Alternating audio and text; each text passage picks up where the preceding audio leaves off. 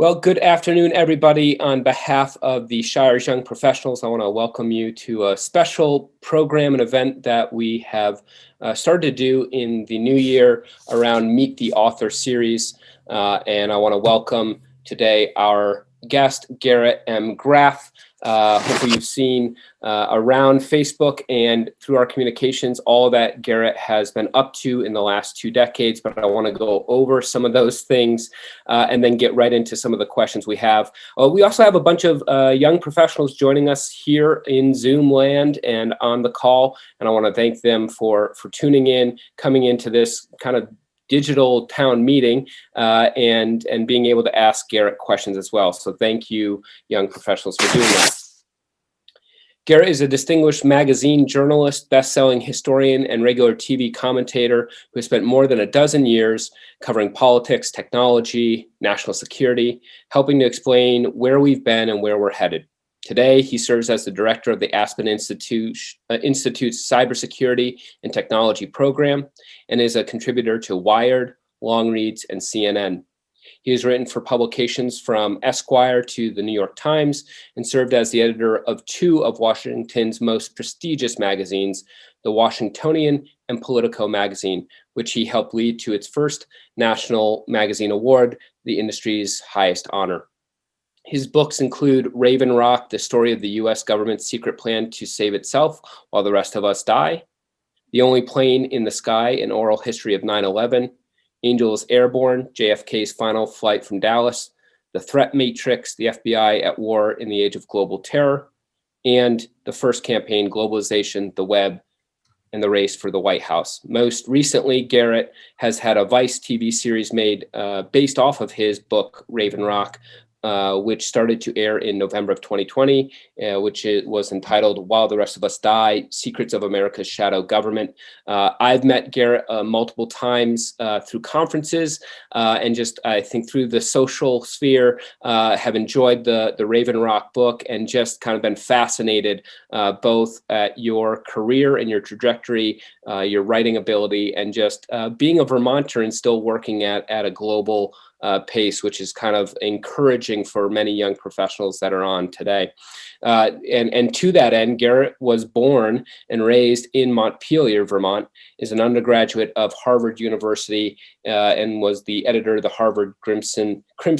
Garrett and his wife, Catherine, are still in Vermont, married. And so we're happy to have you join us, Garrett. Thank you again. Matt, thanks so much for having me. It's a pleasure to be part of this, and always happy to connect with other parts of Vermont. I'm in Burlington here in our house. As Matt said, lived in DC for about a dozen years. I had worked for Howard Dean in high school when he was governor. Came back to Vermont to work on his presidential campaign, which led me down to Washington, and then moved back here a little over 5 years ago.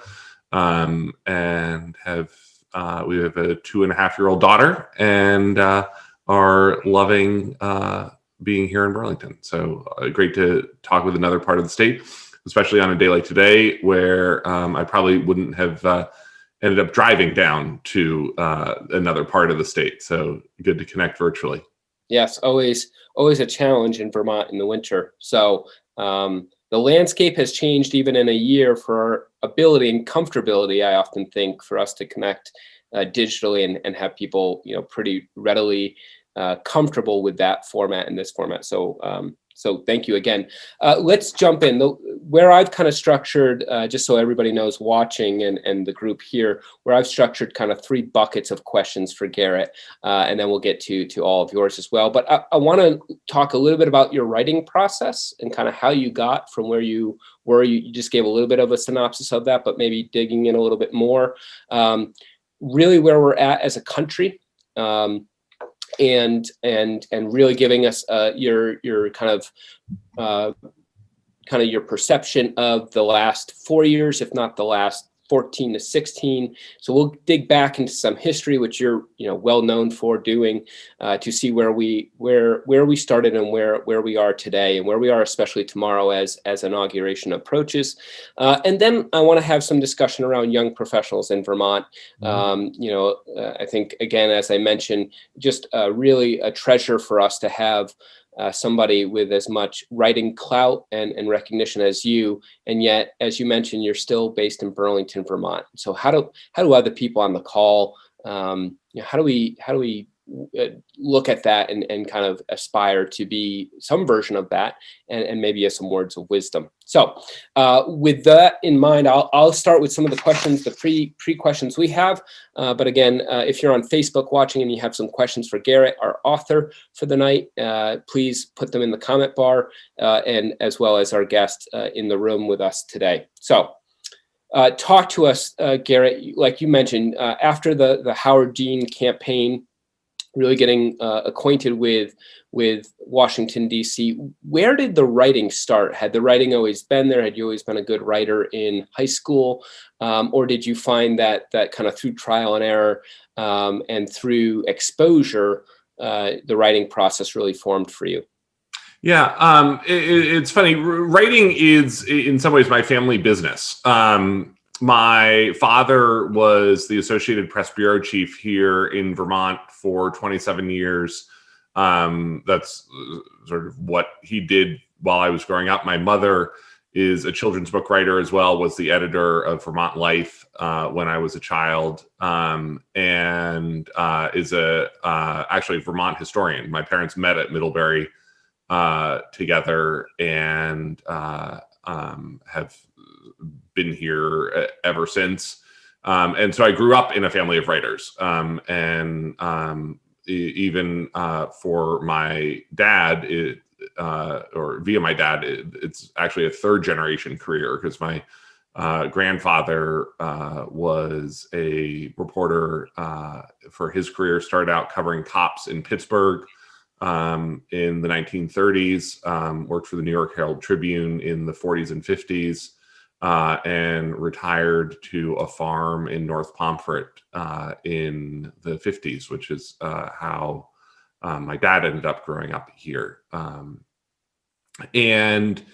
So this was sort of always something that I knew that I was interested in doing, something that I enjoyed doing and learning growing up.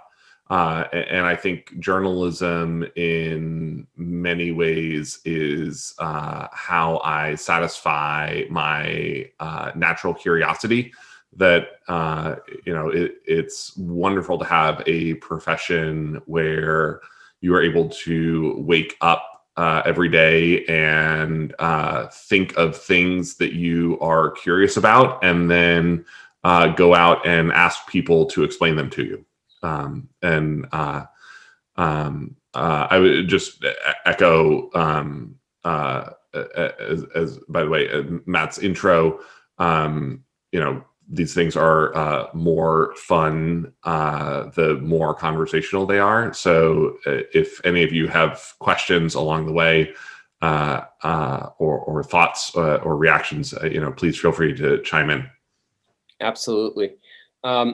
Talk to us a little bit about the building blocks. Again, kind of take our audience from, you grew up in a family of writers, which I can appreciate. And again, what got you into Politico and New York Times and CNN? What was that trajectory like? Yeah. So I, this is sort of funny to talk about now. I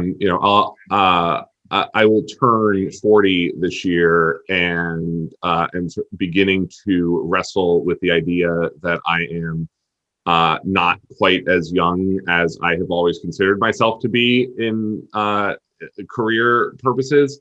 And that is something that is always underscored to me as I begin to talk about, how I started my journalism career, which, Howard Dean, 2003, 2004, was the first campaign to exploit and understand the ability of the internet to build community and attract supporters. And that meant something very different back then than it does now. And, this was, a year before YouTube existed. This was in the very, very, very early days of Facebook. I was user 6,843 on Facebook. And so ended that campaign with this relatively then unique skill set of how to do things like blogs. Back when blogs were the absolute cutting edge of the internet. And this was a period. This is like super nerdy internet history, but like the dominant social network when I was on the Dean campaign was something called Orkut, which if any of you are like actual internet nerds, you will know existed for like a year and a half. It was like the bridge in between Friendster and when Facebook began to take off, and it was run by Google and took off in precisely two countries, the United States and Brazil. So it existed only in Portuguese and English. And so I end up in Washington as doing social media and doing internet strategy. And then that led me to being a blogger.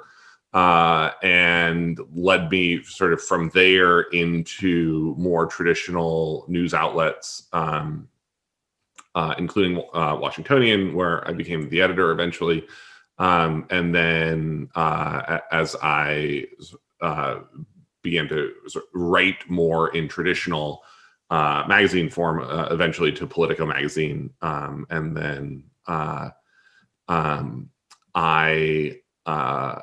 was the editor of Politico magazine. This is like a very weird sort of coda of a day to be doing this talk. In the fall of 2015, and was sort of at a point in my career where I was going to need to commit to staying at the magazine through the 2016 election. And I was like, I just can't wake up every morning and write about Donald Trump. This campaign is a joke, and this guy is a fool, and no one should be taking him seriously as a presidential candidate. And I can't believe I have to wake up every day and assign stories about this joke of a campaign. So decided to move back to Vermont and write instead, where I have spent basically every day as a writer writing about Donald Trump. So please don't take my political analysis and advice for any more than my brilliance of any more than it's worth that I totally miscalled Donald Trump as a political phenomenon in the fall of 2015. Well, we'll have plenty of time to digest that.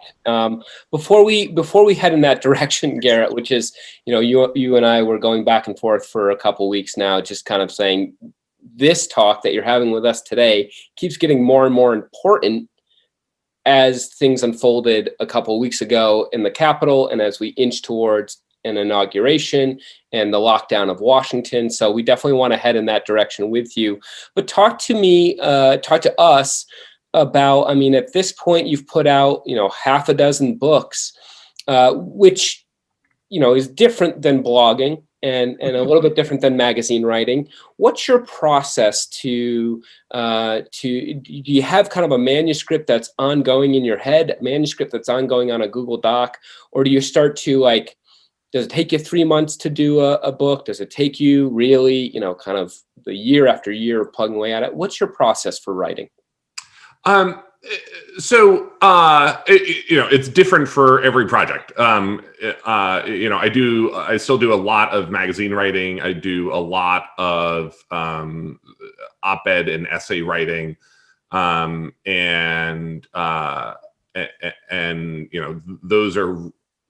Those vary from, projects that I wake up in the morning and have an idea and have completed it by the time I finished my coffee in the morning, to magazine articles that might take me 2, 3, 4, 5, 6 months to do, and then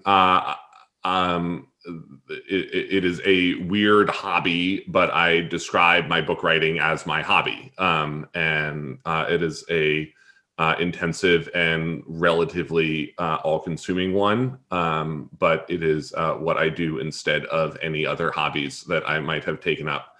And so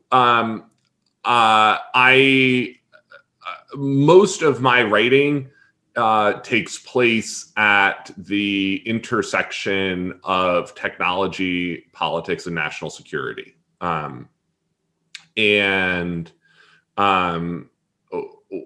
I normally actually specify that I don't cover politics, I cover government. And that there are, my own view is that too much of journalism is over-rotated to cover politics, and not enough of it is about covering actual government. I think we have, I think the last 4 years have been a great example of why government really matters, and why it really matters to have good government and functioning government and competent government happening. And that, if 10% more journalists were redirected from covering campaign politics to covering how government actually works, I think our country would be better for it. I was, for much of my time in Washington, and actually here in Vermont, I'm one of about probably 5 journalists in the country who cover the Border Patrol and Customs and Border Protection with any level of knowledge and depth. Largest federal law enforcement agency in the country, huge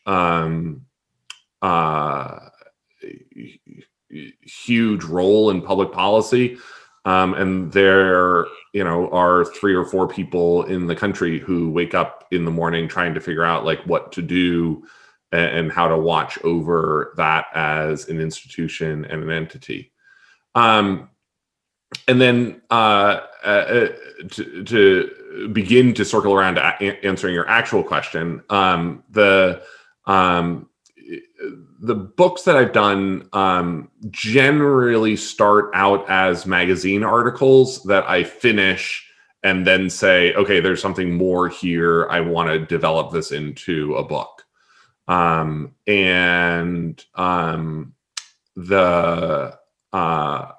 was, exactly the story of my FBI book, which I profiled Bob Mueller when he was FBI director in 2008, 2007, 2008. Finished it and thought that was interesting, and that he was interesting.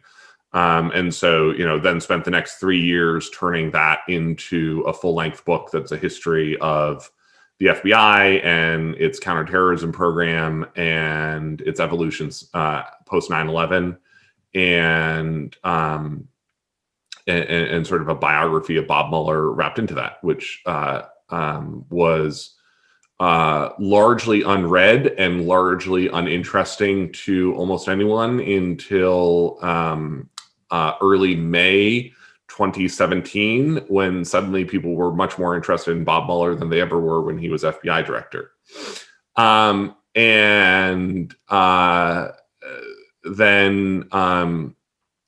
the 9/11 book that you mentioned, which is my most recent book, grew out of a magazine article that I did for the 15th anniversary of 9/11 that ran in Politico, and turned that into a full oral history of 9/11 that sort of runs morning to night in the voices of the people who experienced that day.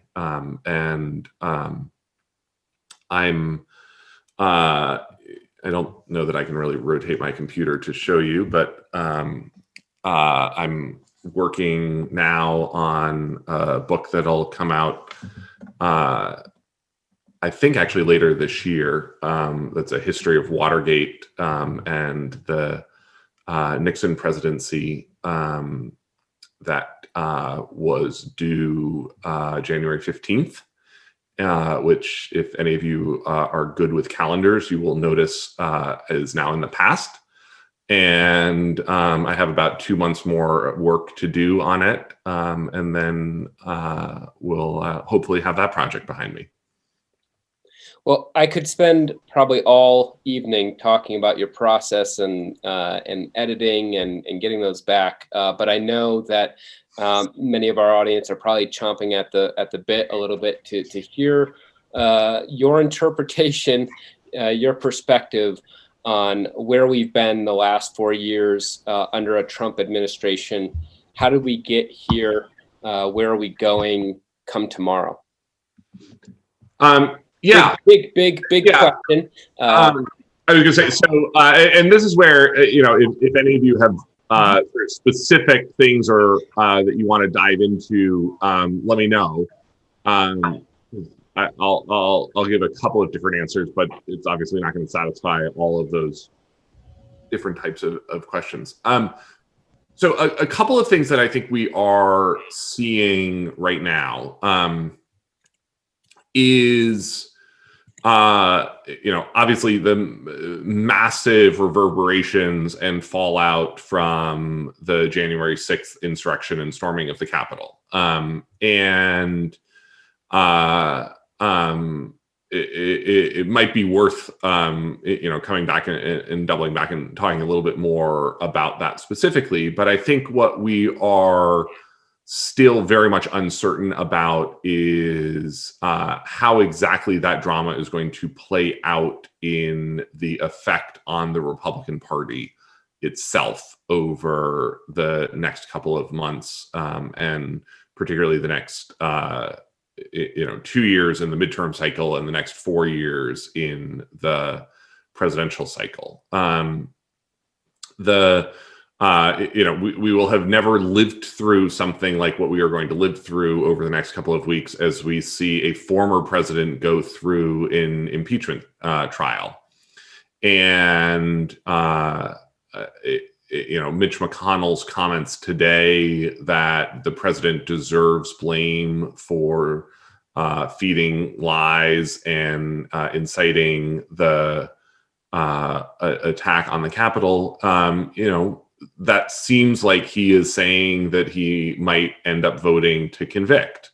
And if that's true, that changes the window of the possible of how many Republican votes you might actually see vote to convict the president. One question there is what this would actually end up being, of course, is a two-stage process. One where there would be a vote to convict and then a vote that would be separate to bar him from running for, we would sort of shorthand it as federal office, but it bars him from holding a position of trust in the U.S. government going forward. And there are good reasons that you could imagine Republicans not voting for that, and you could imagine good reasons for Republicans voting for that. And that's going to be particularly challenging for Republican senators who are like Tom Cotton, who might hope to be running themselves in 2024, and would want to balance the possibility of angering the president's supporters with the possibility of actually removing the person who is right now the most popular leader in the Republican Party from the playing field in 2024. I think at the same time, we really don't have a good sense of what the president is going to look like to us as an ex-president. And what I mean by that is power leaches away really quickly. And it leaches away usually more quickly than people imagine. Power fundamentally is more amorphous and more by perception than it usually is by actual, hard power. And so the moment Donald Trump no longer looks powerful to us is going to be a big moment for the MAGA movement. At the same time, one of the things, a lot of my background is on the national security side, on the counterterrorism side. And I think we have a misunderstanding as a country right now of what we are living through post January 6th. And what I mean by that is Americans are really bad at history. And one of the ways that we are really bad at history is thinking that the next thing has to look like the last thing.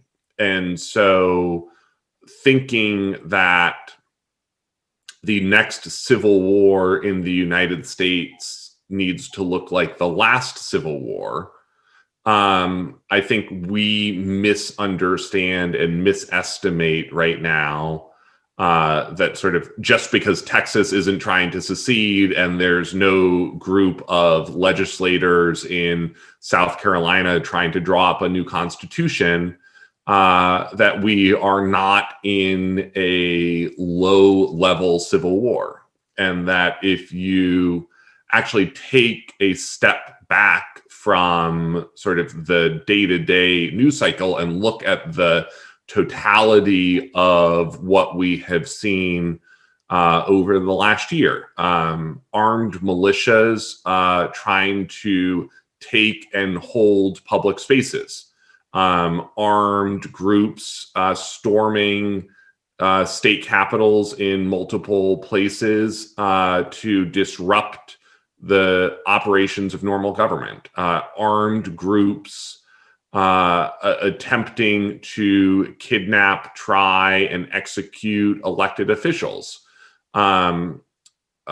People incited on social media to attack the U.S. Capitol and overturn by all legitimate accounts, free and fair and secure election result. That sounds to me like a low-level insurgency, particularly when you begin to sort of go out sort of one greater circle and, look at incidents like, the Trump convoy trying to run Kamala Harris's bus off the road in Texas last fall. And what that says to me is that the next, 5 years, 10 years of this fight are probably going to look more like the U.S. fight against ISIS than they do, Pat Buchanan running against George H.W. Bush in the Republican primary in 1992, or George Wallace's movement in 68 or 72, and that if you think of Donald Trump as a ex-president, as a rebel leader or extremist leader attempting to, stir up his supporters and encourage them to self-radicalize and to carry out attacks locally or to travel to carry out attacks independently. Again, that sounds a lot more like what we saw ISIS do in 2015, 2016 than it does, normal field organizing for a campaign or a candidate movement.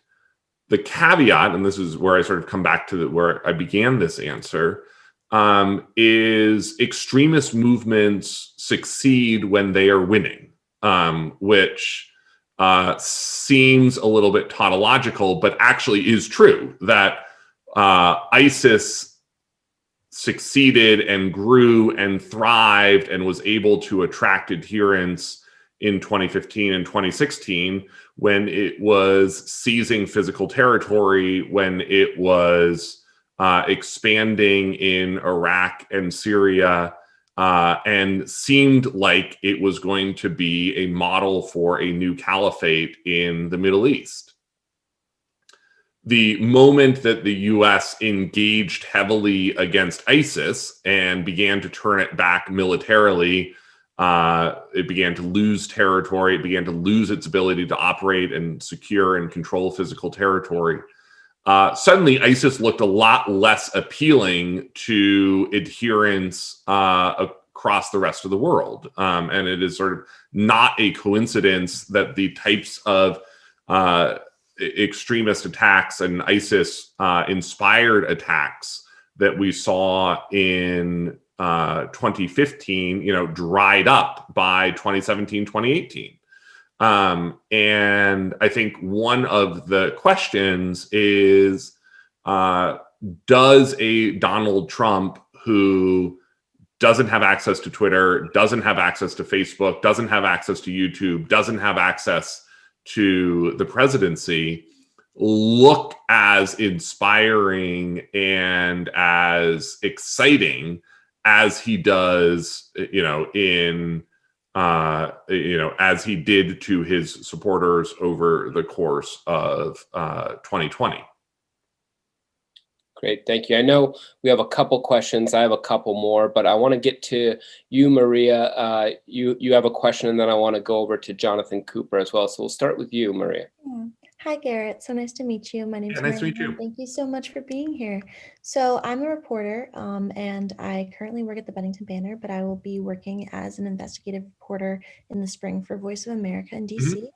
And I think one of the questions that I had in regards to kind of the political situation and social unrest that we have in the US is a lot of people are seeing the news and journalism as, fake, biased. And how do we get people to trust our work and the ethical standards of our work as journalists during such a tumultuous time? Because I think that just for me personally, working in the field during this, sometimes when you tell people that you are a journalist, immediately they think you're out to get them. And I'm just kind of wondering, what your experience has been like. Yeah, and you are going to be stepping into a fascinating place at a particularly fascinating time.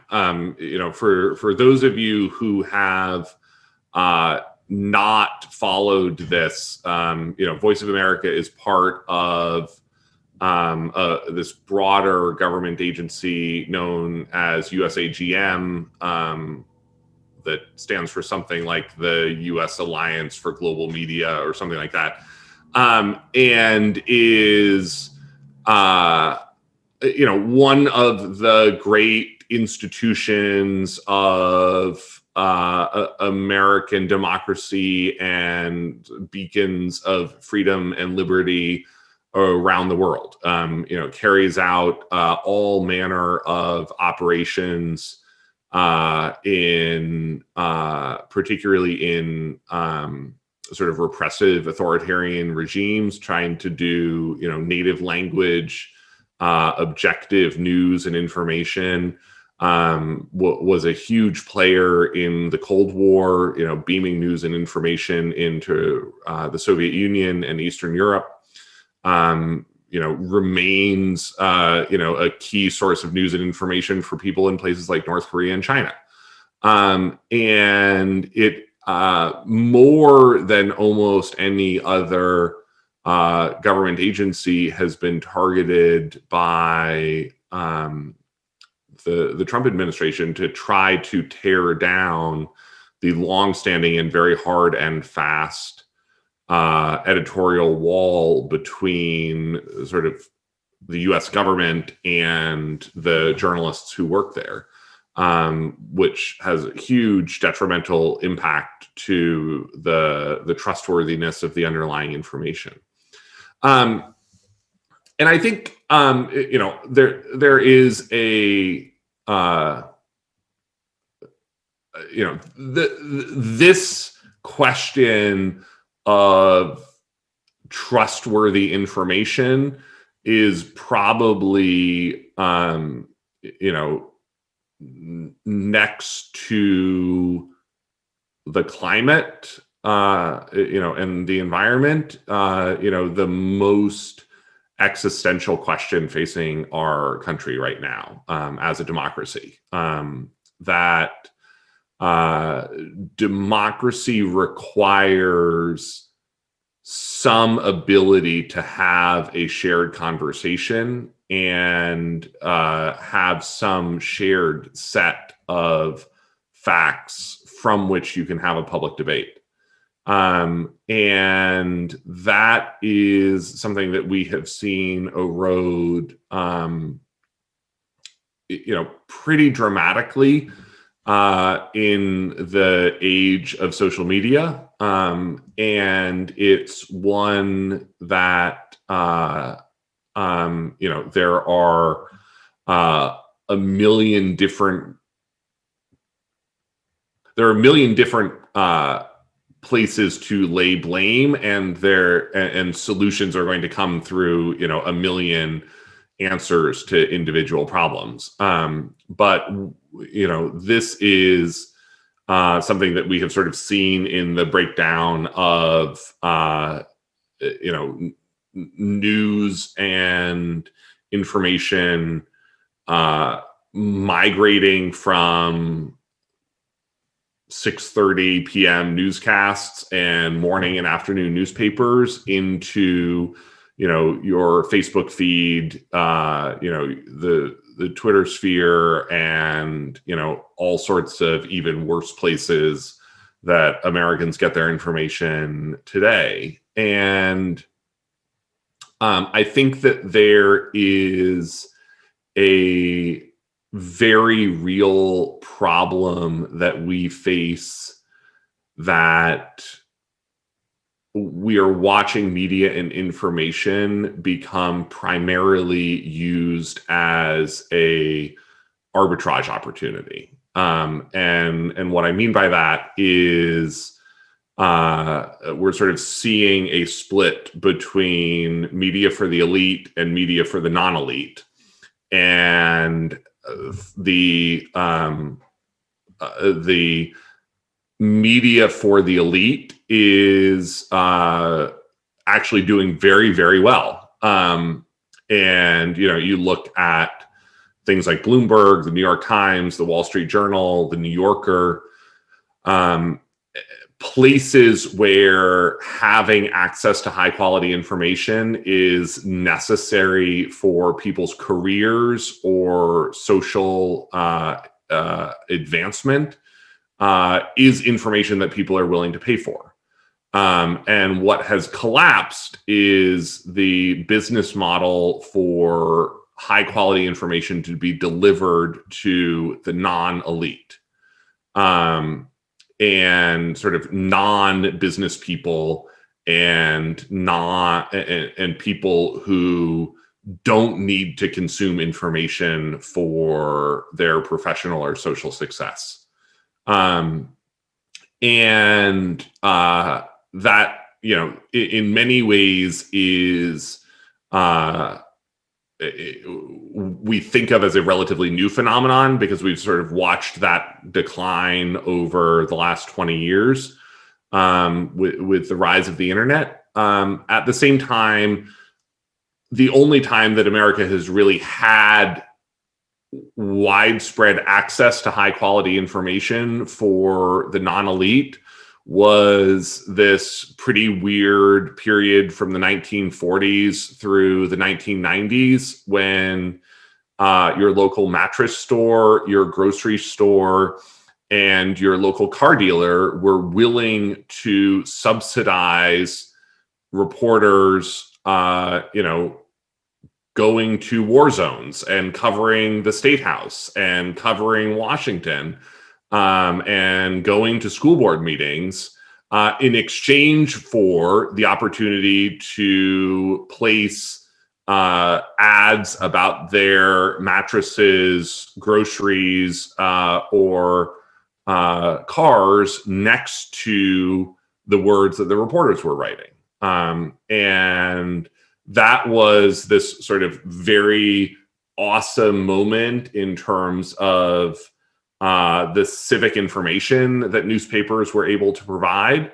But that in and of itself is a relatively recent phenomenon. I mean, if you go back to, even the first half of the 20th century, most Americans had no access to high quality information and had no need to have access to high quality information.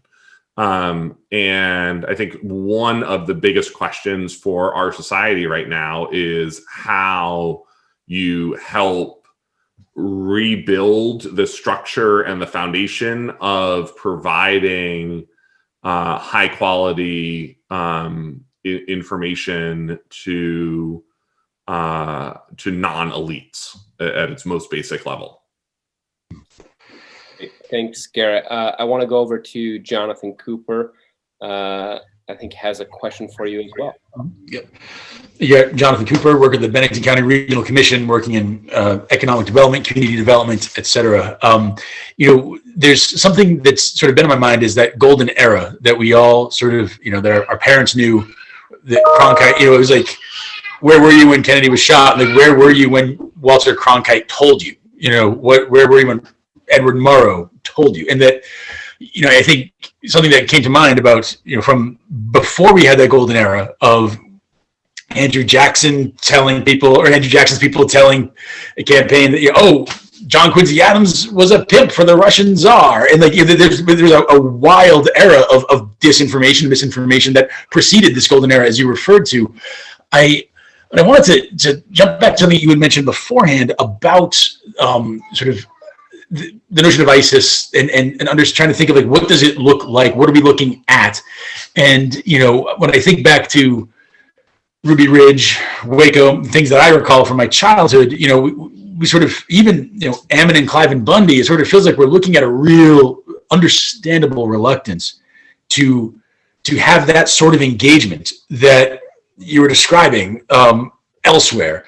But I wanted to ask you if, are we looking at something that maybe is more of an infiltration along the lines of the extirpation of the Klan, that the FBI thinks we got to get in here and we got to put a stop to this? Are we looking at something where there's an understanding that in dealing with American citizens, we have to have an approach that is respectful of that status? Now, we all live in rural America, and so we are not at, an ivory tower or like a Boston sort of remove from some of the things that are being discussed. And even in Boston, they're not at that remove. But it just strikes me as, I'm sort of curious if, when we look at historical precedent, we see all kinds of shocking things that we didn't know were there. But then also, are we looking at kind of an opportunity for a parallel track to a social ill? I think absolutely. And by the way, the last two questions and the last two answers that I've given are sort of part and parcel of the same problem. The disinformation problem is a security problem. It's a public health problem. I think this year we are going to start seeing it be a corporate problem. And what we were used to, and by used to, I mean, the things that happened to us in 2016 were, watching foreign actors, the Russian Internet Research Agency, the GRU, the SVR, come in and play in the disinformation game in America. That's actually a relatively solvable problem. What Facebook and Twitter call coordinated inauthentic behavior, CIB. When that's a foreign entity doing that, hey, you're not protected by the First Amendment, and you're gone. The U.S. government can get involved in that. We have laws that we can bring to bear against operations that are doing that. It gets a much, much harder problem, legally and morally and politically, when you are dealing with a domestic disinformation issue. And that can be on the political side. That could be on the corporate side. That could be on the public health side.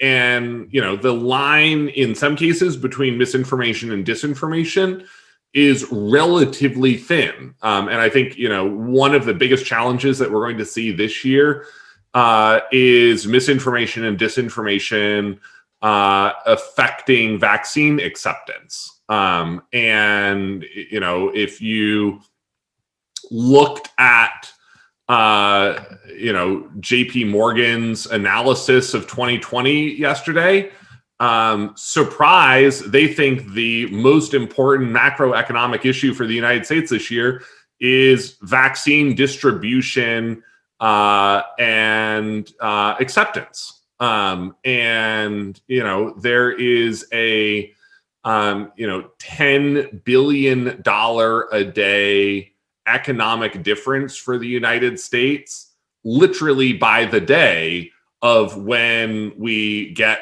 to a point when the economy can reopen sort of post-COVID, which PS is one of the reasons I've never understood why the US government didn't put an order of magnitude more money into Operation Warp Speed, both on the development side and on the distribution side than it did. Because literally, what's $100 billion in additional spending, if it gets the U.S. economy open, a month earlier? And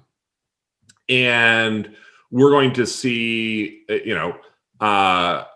if you look at where many disinformation techniques and communities pioneered online, it's with anti-vaxxers. In many ways, the anti-vaccine community on social media was one of the most powerful self-organized movements in the modern history of the internet. And so now we have a massive public health issue, and economic issue and security issues sort of colliding with an area that is already uniquely fraught online. And I think that's going to be a real challenge for us this year, on the government side, on the political side. And if you are, Moderna, Pfizer, AstraZeneca, you are going to be dealing with corporate disinformation in a way that is going to be, really bitter and divisive and harmful to your corporate reputations over the course of the year. And if you want an example of what that actually means, look at Dominion voting systems over the last 90 days. this is a company that literally did nothing wrong and had almost nothing to do with the US election, that became the center of many of the conspiracy theories put forward by the president himself and the aides around him, including Sidney Powell and Rudy Giuliani and others. I think it's an open question whether Dominion is able to continue as a company. It did nothing wrong. All of these were lies. And at the same time, what local county election official anywhere in the United States is going to be the next person to sign a contract to have Dominion come in and provide the machines for your election? Like, you're a local part-time election official. You're choosing between two companies, one of whom is not going to bring enormous amounts of controversy down on your head and lead to death threats and public outrage, and one of whom is Dominion. Like, no one's going to be the next person to hire Dominion. If I may, there's something that kind of a follow up to that is that, in seeing Dominion's sort of precarious position where things that seem solid all of a sudden aren't solid anymore, I find myself wondering about the broader markets of that. It was very odd to be going through this January 6th, whatever we call it, et cetera. And like, are we at the point where we can use the F word and call things that seem fascist? I don't know. But then the big question for me after that was like, my retirement account went up. Like, what is going on? Like, and that kind of, which means that I am also a young at heart professional. So I passed that 40 Rubicon in September of 2020.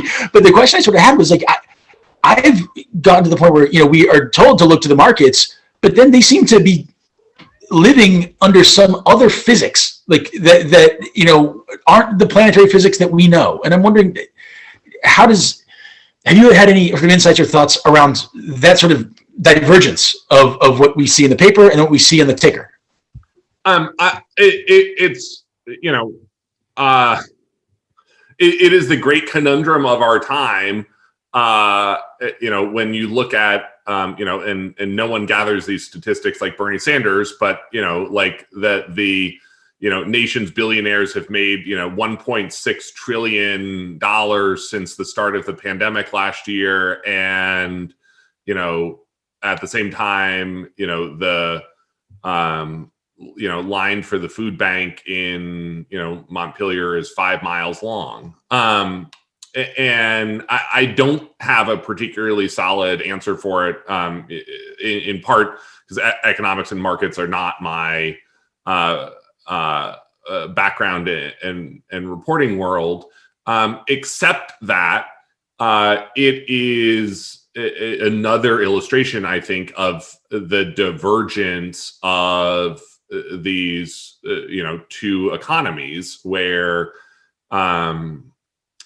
you have the elites with access to incredible information and the ability to use that information to make more money or keep the money that they have. And then a much larger economic overhang of the vast majority of Americans who are not wrong when they feel like they are getting screwed. And the markets on the one hand are an accurate reflection of the fact that the nation's largest companies have done just fine over the last couple of years, and if anything are actually poised for a rebound, in part because what has been what is in the process of being wiped out are the small and medium-sized businesses that compete with the largest companies that that are, based in and capitalized in the public markets. That, the only, I'm vastly oversimplifying super complex things, but like, we're all watching all of our, local restaurants and local stores wiped out, while all of us are turning to, Amazon for, all sorts of purchases that we would have made locally when we were out randomly running errands a year ago. And that the only, restaurant companies that are going to have the pockets to survive this are, large national chains. McDonald's is up over the last year in sales, because, a McDonald's drive-through is actually a super COVID-friendly shopping experience.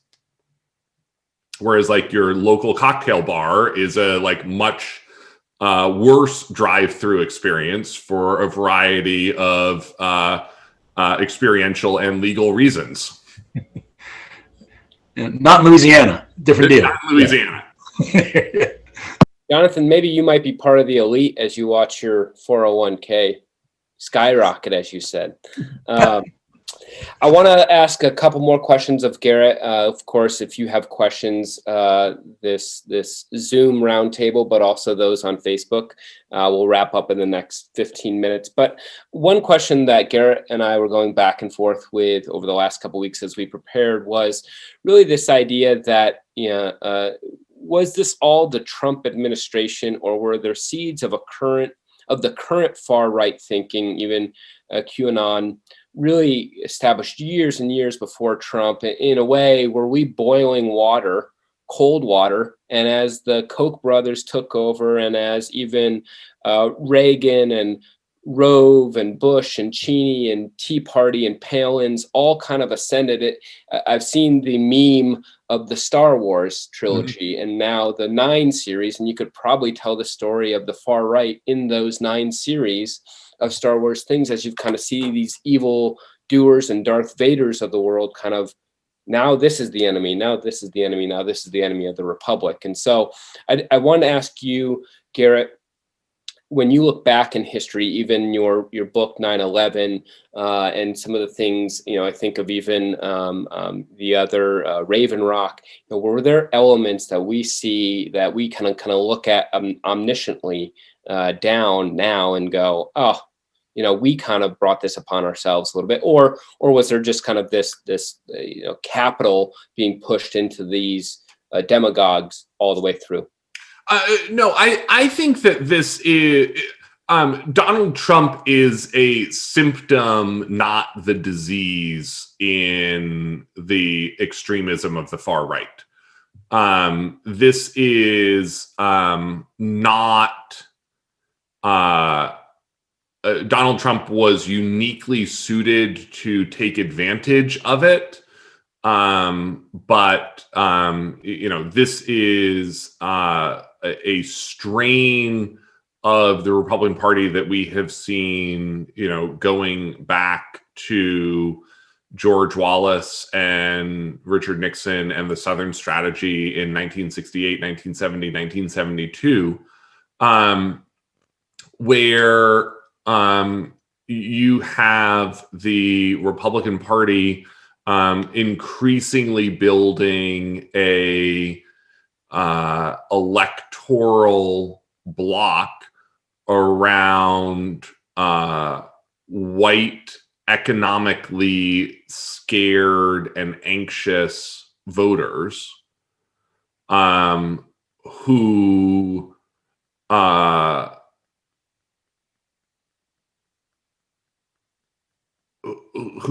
basically align themselves with a Republican elite interested in lower taxes, lower regulation, and judges who support those goals.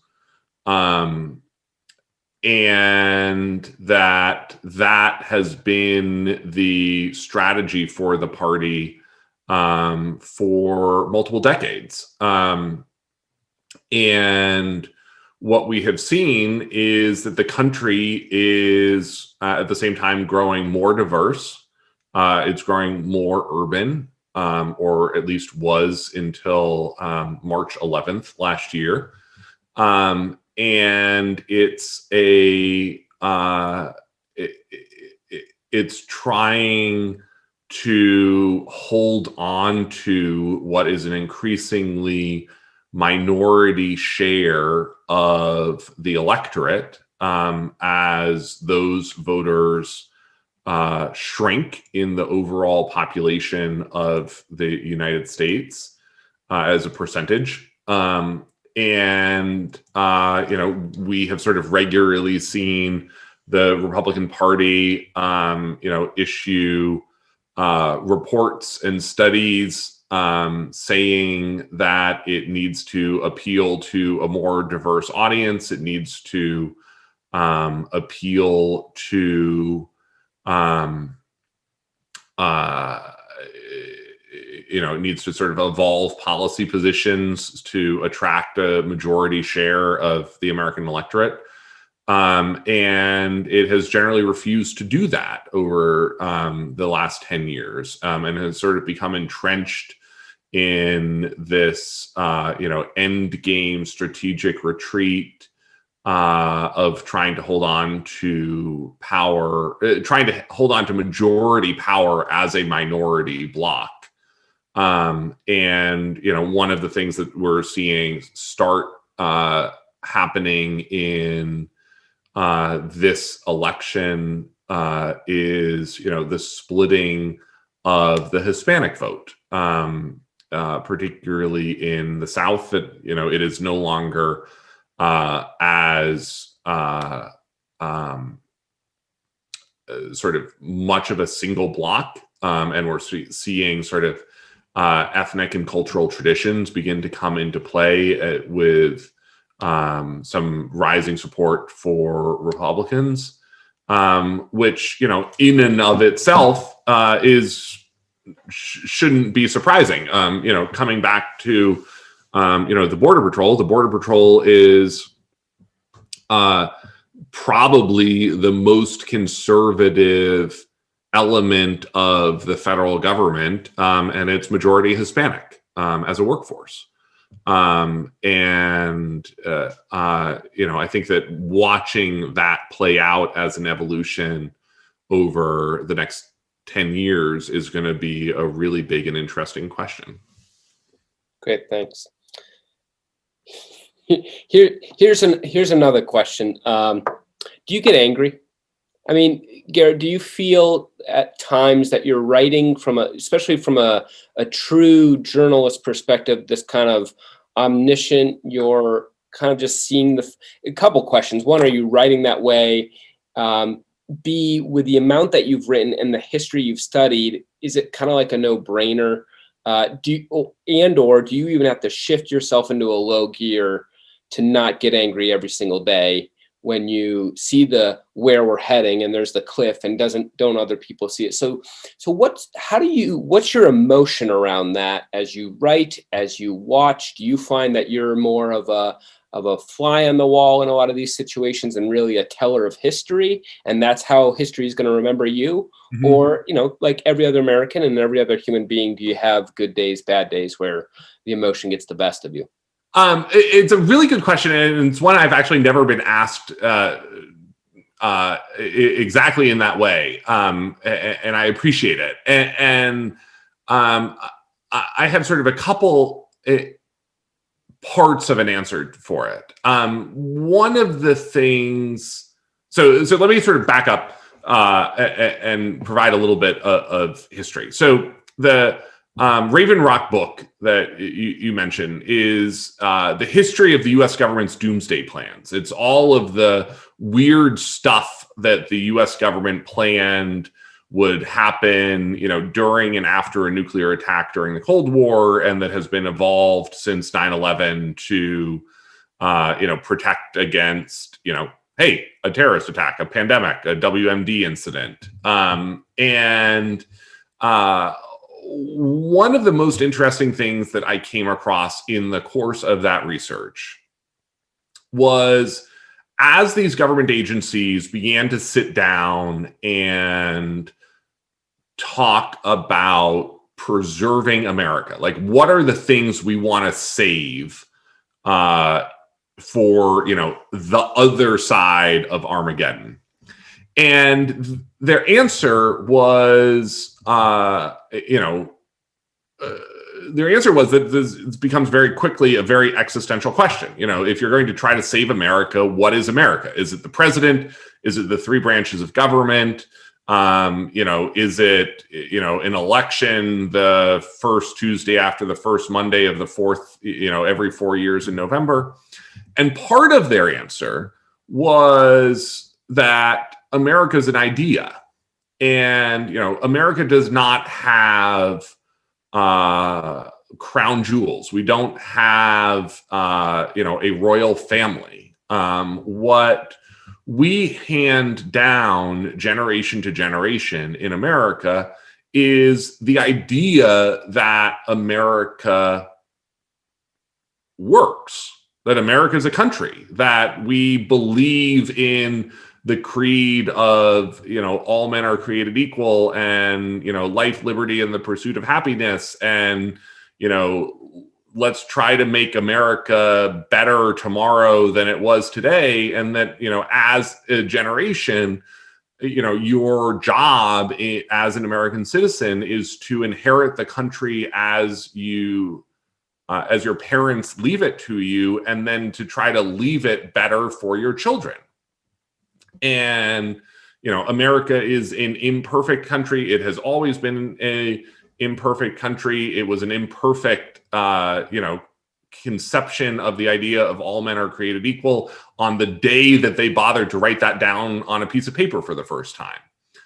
But when you think about what is worth saving in America, it is the totems of that history that bind us together generation to generation. And so, yes, there were super elaborate plans to save the president, the Speaker of the House, the vice president, the cabinet secretaries. There were also helicopters assigned to evacuate the Constitution, the Declaration of Independence. The Library of Congress, rank ordered their artifacts so that they knew that they would save, George Washington's military commission and the Gettysburg Address. The National Gallery of Art had a ranked order list of its paintings. If you can only grab one painting before the nuclear bombs go off, grab this painting. If you can grab a second painting, here's the second painting that you grab. And through the Cold War, there was a team of specially trained park rangers in Philadelphia whose job it was to evacuate the Liberty Bell in the event of a Soviet nuclear attack. And what that meant to me, as a historian, as a writer, as a journalist, is that I generally don't get involved in advocating for policies. That to me is a political fight.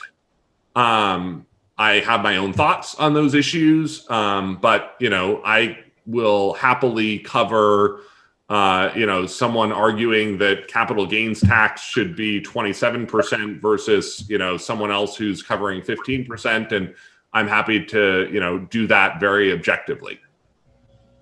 I do think it is our job as journalists to defend values and to defend institutions when they are under attack. And that to me has been, as a journalist, the radicalizing aspect of the Trump presidency. That what we have seen Trump do time and time again is attack the institutions that we inherit as Americans and attempt to leave them weaker for future generations. And that is the rule of law. That is the post office. That's the, Voice of America. These things that are sort of supposed to be our job to tend and hand off to a new generation. And above all else, that's a free and fair election followed by a peaceful transfer of power. And I believe it is the job of, journalists and citizens to stand up and fight for those traditions and those principles and those values, because, in my opinion, if we don't, there's nothing that we have to sort of hand off to anyone. That is what America is.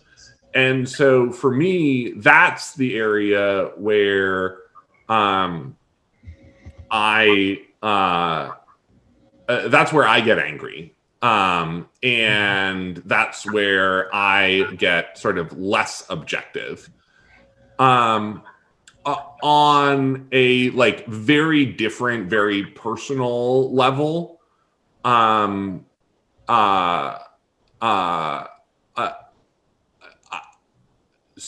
really sort of separate from that question of institutions at all.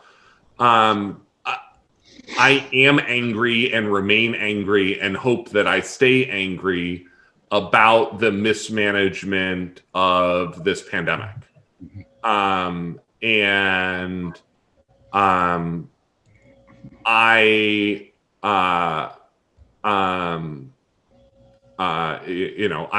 lost a coworker last week, unexpectedly, not to COVID, but to sort of a very rapid and aggressive cancer. Never got the chance to say goodbye, and her family didn't get a chance to say goodbye in the way that they should have. And I am angry at our government's mismanagement of the pandemic, for not just the lives that have been stolen and lost, but the collective moments that have been stolen from all of us who are still alive. The lunches, the dinners, the drinks, the family celebrations, the Thanksgivings, the Christmases, the birthdays, the funerals, the births. That is something that, none of us will ever get this last year of our life back. It's going to take, probably most of this next year to dig out of that. There are, 100,000 more Americans who are going to be dead by the end of February, for something that other competent Western governments around the country, around the world, were able to defeat, not with ease and not cheaply and not without cost, but certainly have done a much better job than this government has. Yeah. If I may, Garrett, it sounded like something. Oh, go ahead, please. No, go ahead, Jonathan. Something that you had said towards, at the end there, it made me, as we sort of go from these very broad picture, the national institutions, federal concepts and elements, and there's something very personally affecting about listening to the idea of people itemizing which things in the National Gallery to take in which order. But it made me think. So does it help us as individuals living our individual lives, still sort of hemmed in by this pandemic? Are we suffering from a lack of an ability to connect with our local elements and things that I'm sort of thinking, what would that be a bit of a balm in this time as I can't get some big federal picture stuff, but I can be made to be angry about it, or I can, someone can tell me about the Export-Import Bank and I can get fired up, or I can get whatever. Are we losing touch with the local institutions that that we seem to have so many of living here in Vermont, where we are getting into our town meeting season, where we're going to start to engage with issues about like how much of this water district to pay off, or how much of this fire department, do they get a new truck, do they get to revamp the old ambulance? Like I'm sort of wondering if we expect or should expect a re-engagement at the small scale as a way to sort of help us engage with things that do not become abstract or invisible enemies quite so quickly. Yeah, I think it's a great question. I hope that the answer ends up being yes, that we see that type of re-engagement. The truth of the matter is none of us as Americans should actually know or care who the Postmaster General is. That like none of us should have to know who the head of the CDC is, or care who the head of USAGM is, and follow the board terms of the people being installed onto the Voice of America board. Again, I'm oversimplifying a lot of this, but like that's why we have a representative government, that we sort of choose here for Peter Welch and Pat Leahy and Bernie Sanders, and then like ask them to go off and like, please just sort of make sure that like someone's paying attention to the post office, and that like our Christmas cookies get there on time. And that like what we are supposed to care about is that local community, and be involved in that local level and care sort of for our own neighbors. And that, by the way, is one of the reasons that actually prior to the last 100 days, Americans generally actually have tremendous trust in their elections. Is that you as a voter know that this isn't some like faceless federal bureaucrat, who you're mailing your vote off to, in a post office box in Hartford.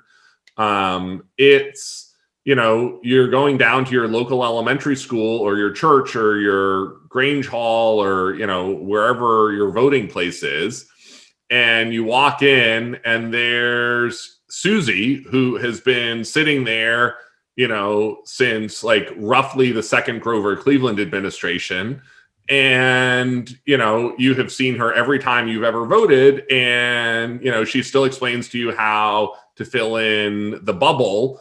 And then, you give Susie back your ballot, and you don't have to worry that,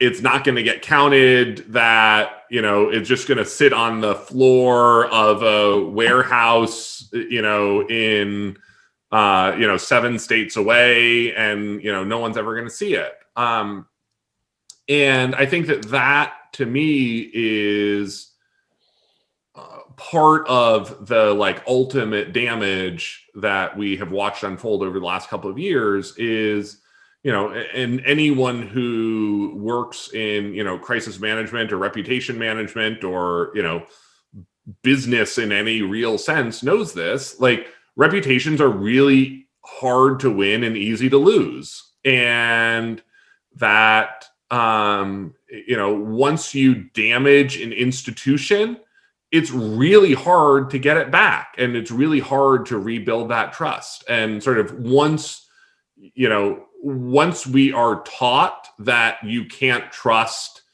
the FBI to be investigating things without fear or favor, or the Justice Department to be bringing prosecutions without fear or favor, that gets, that's really hard to rebuild. In the final moments, one question I want to pose to you, Garrett, and we'll try and wrap up by 5:30. If others have questions, please let me know now. But one of the ones we wanted to leave with was knowing the politics of Vermont, having been in Montpelier, now in Burlington, looking at childcare, employment, cost of living, housing, broadband, what would be a couple focus points as you take your kind of national global brain, hyper focus it on Vermont, that the group here and the group watching could take away, some things that you say, this would be some really great things from a very microcosm, rural state to focus on, and kind of to Jonathan's point, what would we save and how do we save it? And what can this group of young people, as they go off into the world, do to help Vermont? Yeah. So let me give sort of a really broad answer, and then I will have to jump at a minute or two before 5:30. So Vermont is going to be hit with three massive titanic changes in the next generation. One is the technological revolution. We don't really know what that is going to look like for employment. We don't really know what that's going to look like for, the types of jobs that can be done here. The pandemic has obviously sort of accelerated the remote work availability in a way that we don't yet understand the long-term ramifications are, but it's a really good time to be selling your house in most places in Vermont right now. So let's hope that's a good thing. The second is, the aging and demographic crisis that Vermont faces, which is not new. It's not something that we have not been talking about for a long time. But again, we might see the pandemic, reverse that. We might see some actual growth in the state population in the next year or two, which would be awesome. My experience with young professional groups around the state is, they are all too small and should be larger. And we sort of all wish that groups like this were, had twice as many potential members as they do. The third is climate. Sort of the climate change is going to hit Vermont in a unique and strange way.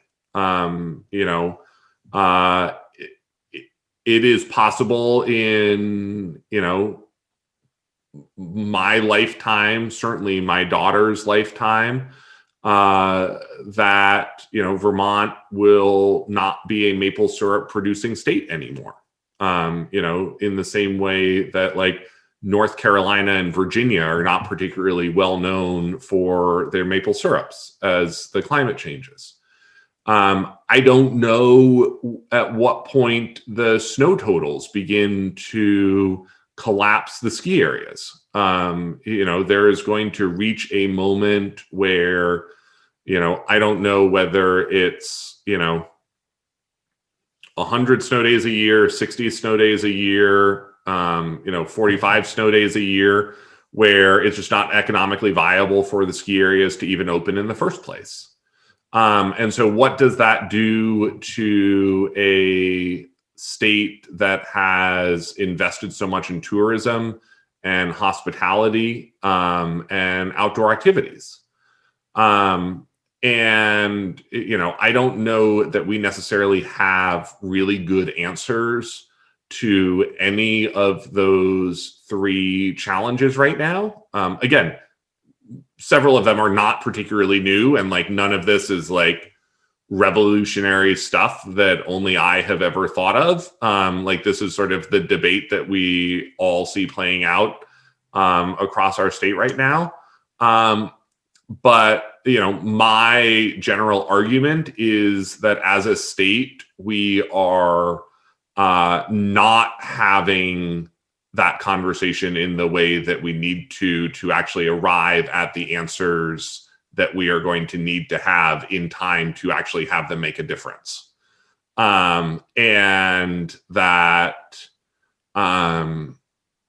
I think my fear is that we have these discussions in super micro ways where, we talk about, broadband or, childcare or,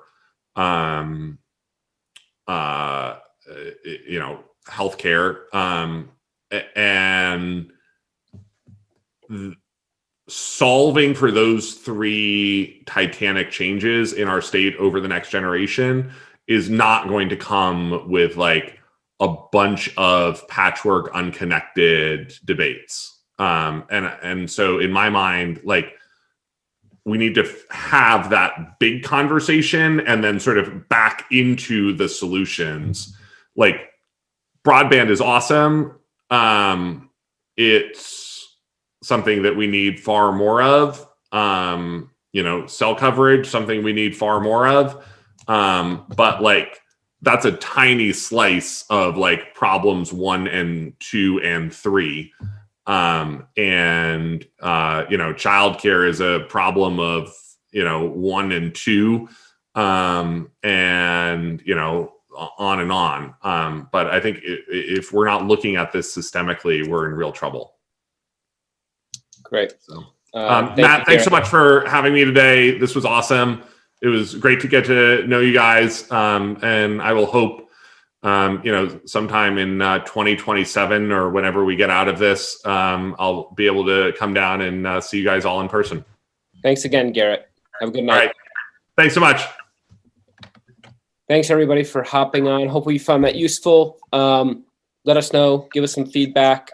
And we'll post a link to Garrett's webpage on our SYP Facebook page. And thanks, everybody. Have a great night.